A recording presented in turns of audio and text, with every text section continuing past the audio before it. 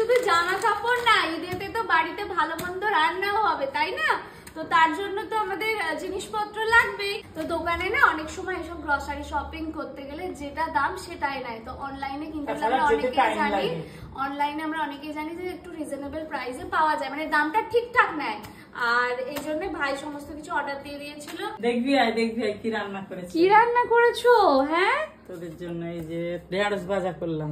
হ্যাঁ, কিন্তু তুমি এমন করে ডাকছো হলাম স্পেশাল। ওহো, ইলিশ মাছের ঝাল, অসময়ে আজকে ঝাল করেছি।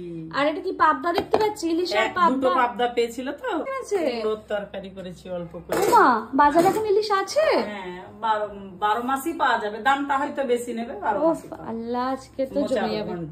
হ্যাঁ, আজ তেলে ভাজা করবো না। হ্যাঁ, করতে হবে না মা, কেন রোজ করছি তো। আর তাছাড়া আজকে ইলিশ হয়েছে তো, ইফতার করার পরে ভাতটা খেয়ে নেবো আজকে আমরা। একদম চা করো খালি। আজ শাক হয়নি তো, মনটা শাক হলে আমার খুব ভালো লাগে। আমার শাকটা চাই একটুখানি, যে কিছুরই শাক হোক।